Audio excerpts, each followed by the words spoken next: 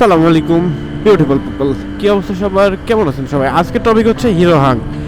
সবাই আমাকে মেসেজ করতেছে, ভাই গাড়িটা কেমন, গাড়ির সার্ভিস কেমন, স্পেয়ার পার্টস পাওয়া যায় কিনা, কস্ট কেমন, সার্ভিসিং কস্ট কেমন, মাইলেজ কেমন পাচ্ছেন, গাড়ির কন্ডিশন কেমন, সার্ভিস কেমন দিচ্ছে, লং ট্যুরে যাওয়া যাবে কিনা, ব্রেকিং কেমন। তো এই সব কিছু মিলায় আমি আজকে ডিটেলসে আপনাদের সাথে কথা বলবো। প্রথমে আসি প্রাইস সেগমেন্টে। এই প্রাইসে হাং একটা নিঃসন্দেহে ভালো গাড়ি। আপনারা যদি সেকেন্ড হ্যান্ড নেন তাহলে জিতবেন।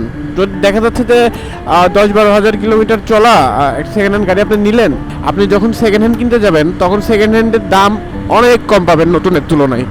সেই সময় আপনি জিতে যাবেন। সেকেন্ড হ্যান্ড যদি দেখে কিনতে পারেন তাহলে ভালো। শোরুম থেকে ফারুক মোটরসের মতো লোকের থেকে যদি কিনতে চান তাহলে আসলে বাস কনফার্ম। আচ্ছা, এবার আসি হচ্ছে এর মাইলেজ নিয়ে। মাইলেজ আমি কেনার পর থেকে, আমি সেকেন্ড হ্যান্ড নিয়েছিলাম বাইকটা, আমি গাড়ি কেনার পর থেকে আমি সার্ভিস দিই নাই, যেটা সত্য কথা। আমি তো কোনো মাস্টার সার্ভিস করাই নাই, 2 বছর যাবত চালাচ্ছি, এইভাবেই চলতেছে। টুকিটাকি কাজ করাই, যেটার প্রয়োজন হয় সেটা করাই, নাহলে এক্সট্রিম লেভেলের কোনো খরচ আমি এই গাড়ির পিছনে করি নাই। আচ্ছা, মাইলেজের ব্যাপারটা, আমি যখন প্রথম কিনি তখনও এই গাড়ির মাইলেজ আমি হচ্ছে 45, 48, 50 পাইছি, এখনও ওই রকমই পাচ্ছি। মাঝখানে একটু ঝামেলা হয়েছিল, বান্দরবান যাওয়ার সময় কার্বোরেটরে ময়লা জমছিল, আমি অন্য একটা জায়গা থেকে তেল নিয়েছিলাম লোকাল, সেই কার্বোরেটরে ময়লা জমার পর থেকে এই ছোটল একটু আপ ডাউন হইতো, মানে অ্যাডজাস্ট হতো না ছোটল। পরে আমি এটা খোলাই ঠিক করাই নিছি, তখন মাইলেজ আমি একটু কম পাইছি, 35 মানে 40-এর নিচে নামছিল। পরে আমি আবার হচ্ছে ওটা ঠিক করার পরে আবার মাইলেজ আগের মতোই পাইছি। আর এবার যদি ইঞ্জিনের ব্যাপারে কথা বলতে চাই, ইঞ্জিন ভালো, টর্ক ভালো।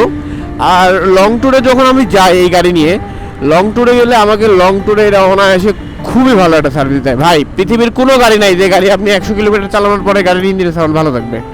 একটা গাড়িও আপনি দেখাতে পারবেন না, পৃথিবীর কোনো গাড়ি নাই, সেটা বাইক হোক আর প্রাইভেট কার। আমাদের এই হাঙ্গে তো মানে 100-150-200 কিলোমিটার চালার পরে সাউন্ড একটু চেঞ্জ হয়।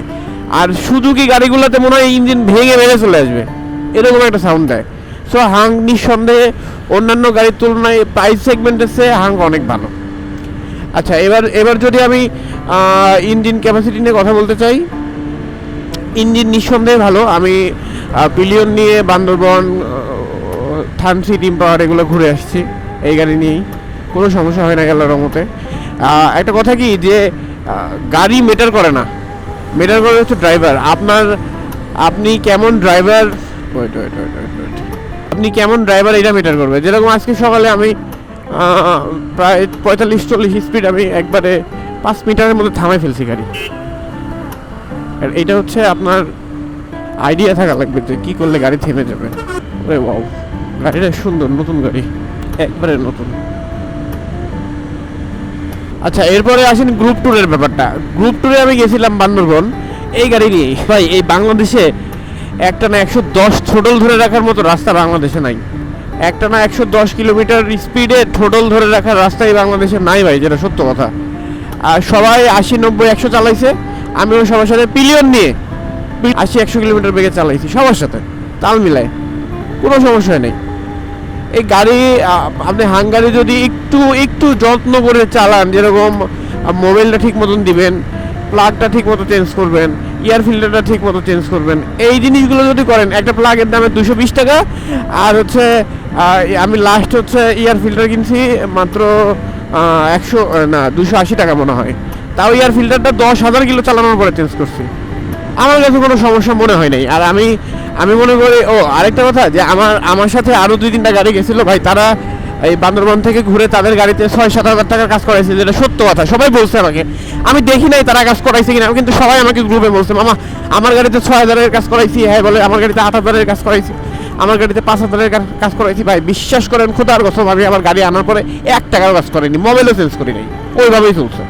একটা মোবাইল আমি 600 কিলো চালাই বান্দরবান গেছিলাম, যাওয়ার পরে 1000 কিলোমিটার হয়ে গেছে, পরে ফালাই দিয়ে ওইখান থেকে একটা মোবাইল তুলছি, ওই মোবাইল দিয়েই গেছি হচ্ছে কক্সবাজার থেকে আবার ওই মোবাইল নিয়েই চলে আসছে নিজের এলাকায়। আসার পরে ওই মোবাইলই চলতেছে, ওই মোবাইলই চালাইছি, ওই মোবাইলে 1000 কিলোমিটার হওয়ার পরে ফালাইছি, তাও না হলেও তো 1 মাস চালাইছি। কারণ এলাকায় থাকলে তো গাড়ি আর ওইভাবে চালানো হয় না, 1 মাস লেগে যায় 1000 কিলোমিটার চালাইতে। হাং যারা আপনাদের বাজেট কম, যারা সেকেন্ড হ্যান্ড বাইক একটা কিনতে যাচ্ছেন, যারা ভদ্র রাইডার, যদি খাড়া টান চান তাহলে হাঙ্কে খাড়া টান আপনি পাবেন না, কিন্তু আপনি থ্রোটল ধরেন তাহলে 116-17 ওঠে, যেটা সত্য কথা। আমি 111, 12, 13, 14 এরকম মানে টান দিলে ওঠে। আমি তুলি না, যদিও আমার প্রয়োজন হয় না, কারণ আমি 70-80 কিলোমিটার বেগে চালালে আমার মনে হয় যে অনেক স্পিডে আছি। ট্যুরে যখন যাই তখন সময় বুঝে, সুযোগ বুঝে, রাস্তা দেখে তখন আমি গতিতে চালাই গাড়ি। বেশিরভাগ সময় 80-90 চালানো হয়। আর যদি বেশি ফাঁকা পাওয়া যায় সেই ক্ষেত্রে দেখা যাচ্ছে যে অনেক সময় আমি 110, 11, 12 এরকম চালাই না তা না, যত বেশি গতিতে চালাবেন, যত থ্রোটল আপনি মোচড়াবেন, তত তেল বেশি খাবে, মনে রাখবেন। ওরে বাবা, এই ছেলে কি গাড়ি চেঞ্জ করে আরেকটা নিয়ে আসলো নাকি? ও না, এটা আরেকটা, ওইটা পিছনে আছে। হাঙ্গ একটা নিঃসন্দেহে ভালো গাড়ি, নিতে পারেন। আর যদি কোনো কোশ্চেন থেকে থাকে এরপরেও আমাকে জানাবেন, ইনশাল্লাহ আমি সলভ করার চেষ্টা করব। একটা নেগেটিভ সাইড বলতে চাই, একটা আমার কাছে যেটা লাগছে, এই একটা নেগেটিভ সাইড ছাড়া আমি আর কোনো নেগেটিভ সাইড পাইনি, সেটা হচ্ছে এই হাঙ্গের বল রেসার। এই হাঙ্গের বল রেসার থাকে না ভাই, যতই আপনি লাগান, এই 2-3 মাস চালানোর পরে এই বল রেসারটা নড়বড়ে হয়ে নষ্ট হয়ে যায়। এটা অ্যাডজাস্ট করা যায় না, মানে অ্যাডজাস্ট করে কিছুদিন চলে, তারপরে আবার নষ্ট হয়ে যায়, আবার কিছুদিন চলে, আবার নষ্ট হয়ে যায়। এই বল রেসারের নিয়ে যত জ্বালা। এছাড়া আমি আর এই হাঙ্গের অন্য কোনো বিষয় নিয়ে কোনো প্রবলেম ফেস করি নাই। ব্রেকিং থেকে শুরু করে সব কিছুই ভালো। আর কোয়ালিটি এমন একটা জিনিস যে হিরো অনেক পুরাতন একটা কোম্পানি, আগে থেকে হিরোর গাড়িগুলো মার্কেটে আসে। সো হিরোর নিজের মার্কেট ধরে রাখার জন্য হলেও তারা বাজে কোনো কিছু আমার মনে হয় না মার্কেটে ছাড়বে। ভালো হাঙ্গের এই মডেলটা ভালো চলে। এটা 21-এর মডেল, আমার এটা 21-এর মডেল, 22-এর রেজিস্ট্রেশন। আমি চালাচ্ছি এখন 25 সালে এটা ভাই। আর কতই চালাবো, 42-45 হাজার চালাই ফেলছি। আর কিছুদিন পরে ইঞ্জিন করা লাগবে, আমি তাও চালাবো। ভবিষ্যতে টাকা হইলে আমি গাড়ি কিনবো, গাড়িটা আমি আমার কাছে রেখে দিব, কারণ এই গাড়িটা সোনার হরিণ। এই গাড়ি দিয়ে আমি যা করছি, আমার বন্ধু বান্ধব শুধু আমার বলে যে মামা তুই এই গাড়িতে যা করলি জীবনে, আমরা আমাদের গাড়ি কয়বার চেঞ্জ করলাম, তোর গাড়িটা তুই এখনো চালাচ্ছিস। এটাই সার্থকতা। তাহলে বুঝতে পারছেন, গাড়ি ভালো, গাড়ি ভালো, আপনি চালাইতে পারেন, আপনি নিতে পারেন, কোনো সমস্যা নেই। কিন্তু একটা কথা মাথায় রাখবেন যে আপনি যখন একটা গাড়ি নেবেন, সেই গাড়িটার যত্ন করার অ্যাবিলিটি আপনার থাকা লাগবে, তখন আপনি একটা গাড়ি কিনেন। আর যদি আপনার অ্যাবিলিটি না থাকে তাহলে আপনি গাড়ি কিনেন না ভাই। যে মোবাইলটা ডেট পার হয়ে গেছে, আপনি মোবাইল দিচ্ছেন না, আপনার এয়ার ফিল্টারটা নষ্ট হয়ে গেছে, আপনি চেঞ্জ করতেছেন না, আপনার গাড়িতে ফুসফুস করে 1/2 লিটার করে তেল তুলতেছেন, এরকম যদি হয় তাহলে আপনি গাড়ি কিনেন না। এগুলো করলে গাড়ি সমস্যা হয়। ঠিক আছে, ভালো থাকবেন, দেখা হবে পরবর্তী কোনো ভিডিওতে। আসসালামু আলাইকুম। লাইক, কমেন্ট, শেয়ার করতে ভুলবেন না।